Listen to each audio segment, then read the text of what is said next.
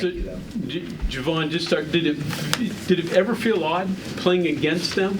Or I mean, you've been in a couple of schools now, a few. So, did it feel odd, or did you just another game, another opponent? Another game, another opponent. Mm-hmm. Nah, that's about it. What was the first half for you guys? There was a lull early, and then all of a sudden you hit a hot streak. What was maybe the struggle early? And Jonathan, why don't you start with that? And then what got you going? Can you repeat that? You guys were a little cold early, but all of a sudden you hit some shots and it just got a fast streak going. What was it that got you guys going? I think it was really just like sticking to what we know to do. Just kept trusting in our offense and everybody. Everybody know what everybody can do, and the main thing that kept us going was our defense. Like our defense led to our offense, and it just kept getting us going. Same thing, Javon. Sort of, what got the hot streak going in the first half? Yeah, just like JP said, defense leading the offense. I feel like we made some shots, especially in the first half. We made a lot of shots, and then we also got a lot of stops. So us creating stops gave us an advantage to get us a bucket. So you finally managed to get that 3-point streak going. How does that feel to really get that lifted, showing that you can shoot? Because you shot it pretty good at Illinois. You can ask these guys over here, in practice. Like, I'm making them in practice, and then, come game time, I was struggling. But, just be able to find back that groove and, see one go in, I'm more relaxed. So how did you how did you keep it from affecting you though? I mean, you kept shooting it. Shoot or shoot. I'm gonna just keep shooting. That's a confident thing and a mental thing. Like I said, you can ask these guys. I'm in the gym 24/7. Shooting the ball. So, and they see me at practice and making shots. So. So the coach mentioned your gap defense. You're playing the packline, playing at the three-point line, but being able to cut gaps, being able to cut drops. What's the most important thing for you all to mesh, for everybody to do that well and cut down on those draws? I think first half was extremely great. That was more team defense, and I think second half we just came out flat. I think more relaxed, but.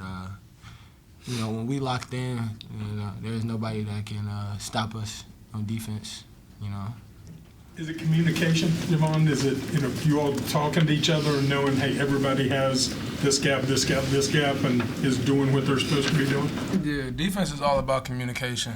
We all understand, like, our spots as far as, like, where we're supposed to be, but if there's no communication and something might slip up or break down, then we don't know what to do, so you always got to talk. Javon, their style of defense, grabbing, physical, hard hedging, sometimes just running two guys at you. And you've seen a little bit of that throughout the season. So, I mean, is it getting to the point where you're getting used to it or frustrated, or just kind of, take me through, what you're seeing out there when it's constantly game after game now, it seems like? Nah, I feel like after the Louisville game in the Bahamas, I think the teams that we are going to play scouted that, and Louisville was probably the first team to blitz ball screens, and it kind of affected us in a way, especially with Tucker being out. I kind of expect them to blitz ball screens a lot more often. But next thing is just trying to get these guys and my teammates to get the ball out of my hand and create disadvantages for the defense, and I feel like we did that the first half. It seems like you kind of threading the needle with that pick and roll pass with Andre is kind of a result of trying to counter. Yeah, exactly. Yeah, exactly. That's exactly what I mean by they try to bounce out, and then I'll just get the ball in my hands to create a disadvantage. So we just got to continue to do that. Javon, you guys don't make a return trip down there. Would you have liked to play down there one more time, or is it like you're gone, so you don't care about that place? Or, I mean, just what are those emotions like, I guess? I mean, I'm not really thinking too much about it, like the game over with now, but I mean, I don't really feel no type of way about it, but if we were to have to go in there again, then I would expect the same outcome. Jonathan, talk a little bit about your development in terms of shot selection. 5 of 7 from beyond the arc, among your best field goal percentage from that area all season. How has that developed for you over the course of the year? I would say mainly with me is just confidence. I mean, with Coach DeVries and my teammates, it just really developed through the summer through scrimmages and little other games that we had coming up, and it just grows every game. I mean, they all trust and believe in me, so that's what really plays a part in that is my confidence. Just keep shooting. Javon, becoming the king of rebounding, is that something you're taking a liking to on the stat sheet? I mean, just, last couple of games with, 11 and 10, I think? Yeah. How's that worked out for you?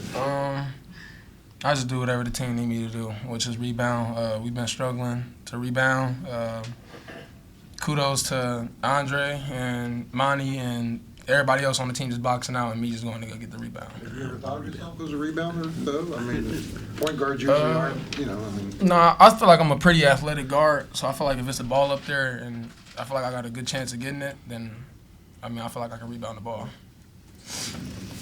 Javon, when Coach DeVries talks about you, he says that you're like a low post presence almost as a guard. Is that something you guys talked about when you decided to come here? Did they expect that you were going to have that much of a presence down low? I think they did.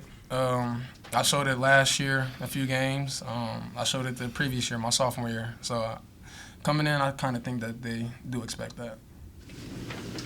For any one of you guys, I'm just curious how you would explain just how you guys have kept teams from making three-pointers on the perimeter. Just, I know, getting hands up, whatever, but their coach is saying just being like annoying on ball screens and poking and not letting them get comfortable.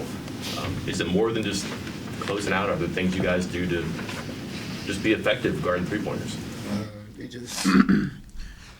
We just talk about it. Our team defense, and we just close out. And if they hit a shot, they hit a shot. But now in teams want to drive that closeout when they see us trying to close out. But we there as a team, and we play packline defense. So.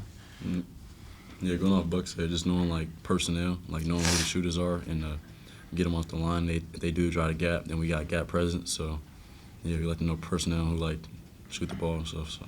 Jonathan, why do you think you've been able to transfer from high school to college so easily and quickly? I'd say first off, just I can shoot a little bit, so that helps me a little bit. But I just think just knowing the game, just knowing like what I need to do and my work ethic, that kind of leads me to put me in the position I am. And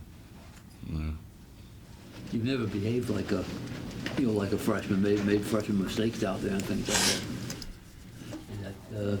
Are you that far advanced in your game, do you think?